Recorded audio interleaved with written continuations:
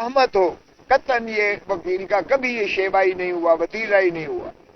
लेकिन बदकिस्मती है यहाँ कि जो भी आके उठाता है, पकड़ता है, डिसअपेयर करता है, मिसिंग पर्सन करता है, वो बगैर किसी कानूनी जवाब के, उसके पास कोई वारंट नहीं होता है, कोई कानूनी उसके पास जवाब नहीं होता है, और इस तरह से उठाते हैं और बाद में जाकर ये चीजें बनावट के तौर पर उसको जस्टिफाई करते हैं। और ये ऐसा हुआ, हम फौरन गए मजांग थाने में, वहां कोई मानने को तैयार नहीं था, हालांकि ये मजांग थाने की हदूदों के यूद में आता है। और ये कानून यही कहता है कि अगर आपकी पुलिस बाहर से आकर किसी शख्स को किसी और थाने की हदूद में गिरफ्तार करेगी तो पहले रपट मारेगी, वहां के जो है पुलिस साथ लेगी, और फिर जाकर अगर बरामद करेगी या पकड़ेगी तो फिर जाके रपट मार के उनकी गिरफ्तारी वहां मुंदर्ज करेगी और उसके बाद ले जाएगी जहां भी ले जाएगी उस वारंट की। लेकिन कोई चीज ना थी उनके पास। और इसी तरह हम जब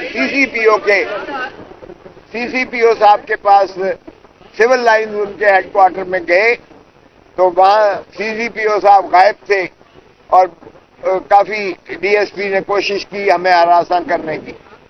बार कैफ हमने सीधा आकर यहाँ रिट पिटीशन हमसे बेजा की दायर की, जिस पर जस्टिस शाहराम सरवर साहब ने जुमे वाले दिन नोटिस दिया, और नोटिस देके आज की तारीख के लिए सभी को बुला लिया और उन्हें कहा कि आप अपना जवाबदेही कीजिएगा। और वो आज मैंने वो पढ़ के सुनाया जो हुक्म था, और वो डिप्टी कमिश्नर साहिबा चीफ मिनिस्टर की भांजी है। चीफ मिनिस्टर केयर टेकर नहीं, चेयर टेकर चीफ मिनिस्टर जो है उसकी भांजी है। तो अंदाजा कीजिएगा ये केयर टेकर्स का काम है ही नहीं सिरे से।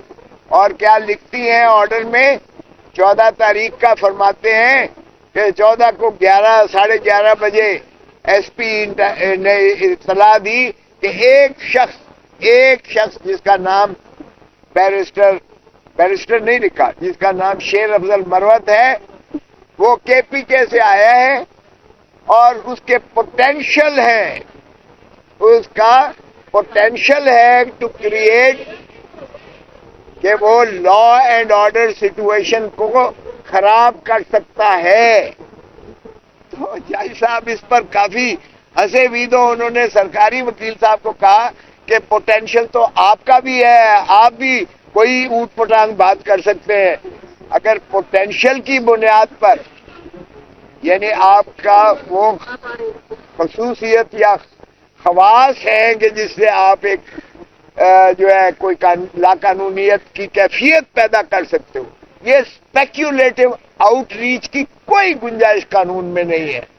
और मैंने अर्ज किया कि जनाब, अगर जुर्म के 3 स्टेजेस होते हैं, एक स्टेज होती है प्रेपरेशन, तैयारी करना, तैयारी ऑफेंस नहीं है।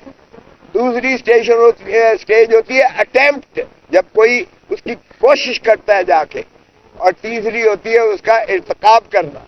तो इर्तिकाब और अटेम्प्ट तो ऑफेंस होते हैं, लेकिन ये किसी के दिमाग में अगर कुछ है भी तो वो कभी किसी दुनिया के ज़ाब्ते में वो उसका बुनियाद नहीं बनाई जा सकती है।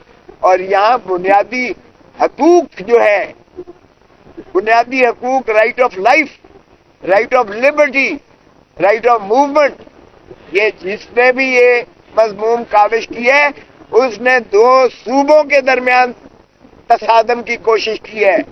उसने पश्तून और पंजाबी को लड़ाने की कोशिश की है। उसने दोनों वकीलों की बारों को लड़ाने की कोशिश की है।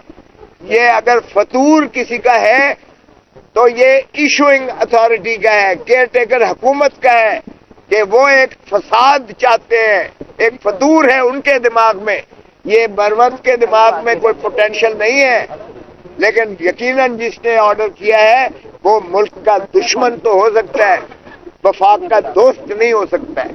वफाक में हम आहंगी, यगानगत, भाईचारा और ये चारों सूबों की जो बात होती है, ये इसको मुनहदम करने के मुतरादिफ था ये हुक्म। और आज आपको बताएंगे, अभी मरवत बरादरी के भी आए हुए हैं, مدعی ان کا بھائی بھی سگا آیا ہوا ہے، وہ بتائے گا کہ کیا سٹیجز تھی، کیا ان کے احساسات ہیں، اس صوبے میں باسیوں کے کیا احساسات ہیں، وکلا کے احساسات ہیں۔ سچ بات تو یہ ہے کہ میں شرمندگی محسوس کر رہا تھا یہ 5 دن کہ میں بار جو ہے لاہور ہائی کورٹ بار، ہماری روایات ہیں، ہم اپنے مہمان کا تحفظ نہیں کر سکے کہ اس کو ہائی کورٹ کی پریمیسز سے گرفتار کروائے۔ 12 کروڑ پنجاب کی دھرتی جو مشہور ہے مہمان نوازی میں، ہم اپنے مہمان کا 12 کروڑ عوام جو ہے اس کا تحفظ نہیں کر سکے ہیں۔ اور عدالت عالیہ سے بھی میں کہوں گا، آج خیر انہوں نے کر دیا، میں آپ کو بتاتا ہوں، لیکن عدالت عالیہ کی بھی تضحیق اور توہین ہے کہ ایک شخص سینکچوری آف جسٹس میں آتا ہے، یعنی ایک امن کا گہوارہ متصور ہوتا ہے عدالت عالیہ، جہاں لوگ اپنے گریوینسز، اپنی تکالیف کا ازالہ کرنے آتے ہیں، تکلیف لینے نہیں آتے۔ یہاں تکلیف لے کے وہ مربت اور مربت برادری کے گلے پڑی۔ تو اس لیے میں سمجھتا ہوں کسی آپ ناطے سے بھی دیکھیے گا تو آج شہرام سرور صاحب نے دونوں فریقین کو سننے کے بعد فوری رہائی اور مخلصی کا حکم دیا ہے، اور سیکشن 3 سب سیکشن 10 میں جو maintenance of public order ordinance ہے 1960 کا، جو قانون بھی ایک مارشل لا کی دین ہے، یہ ایوب خان کا دیا ہوا قانون ہے، تاکہ مادر منت کو کس طرح سے ہرانا ہے تو ڈپٹی کمشنرز کے سپورٹ جو ہے یہ کر دیا گیا۔ اور کل ہی میں نے اپنی جوائننگ سپیچ میں بھی یہ عرض کی کہ کیا ایسے ڈپٹی کمشنر اور اسسٹنٹ کمشنر جو ہے یہ الیکشنز کروائیں گے، یہ ڈی آر او اور آر او ہوں گے، یہ جنہوں نے خالی کاغذ پر لکھ کر دیے ہوئے ہیں، لکھ کر ہر تھانے کو دیے ہوئے ہیں، جس کو چاہے یہ پکڑ کے تو نظر بند کر دیں 30 دنوں کے لیے، جس کو چاہے، خالی صرف نام پر کرنا ہے۔ وہاں پوٹینشل ہے اس کا جو ہے ایک طبیعت ہے جس میں یہ گڑبڑ کر سکتا ہے۔ کیا سبحان اللہ، کیا قانون ہے اور کیا اس کا اطلاق کیا جا رہا ہے ڈپٹی کمشنر صاحبہ کو۔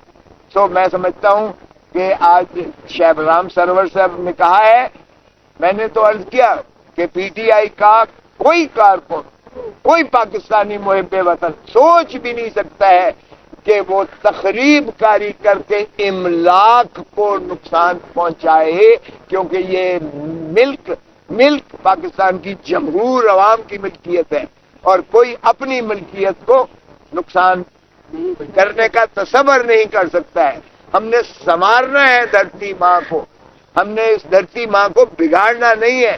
سو ہمارا پوٹینشل ہو ہی نہیں سکتا ہے کہ ہم تخریب کاری کرتے اور املاک کو نقصان پہنچانا یا ہمارا کوئی امن عامہ میں خلل اندازی کرنا مقصود ہو۔ سو پی ٹی آئی ایک ایسی پرامن جماعت ہے جس کے یہ تصور میں خانہ ہی خالی ہے، اور اس کا خانہ صرف دھرتی ماں کو سنوارنا اور اس کو پرامن بنانا اور اس کو عظمتوں پر لے جانا ہے۔ سو آج میں اپنا ساتھیوں کو جو بھائی آئے ہوئے ہیں اور مرمت برادری آئی ہوئی ہے، میں ان کو بھی مبارکباد دیتا ہوں۔ مجھے افسوس ہے کہ 5 دن ان کو جیل میں رہنا پڑا، لیکن اس کے ساتھ میں عرض کروں گا کہ یہ اپنا آپ کو یہ بھی بتائیں اپنے احساسات۔ یہ بھائی ہیں، زندہ باد شیر افضل مروت، زندہ باد، عالمو حیا کرو، شیر افضل کو رہا کرو۔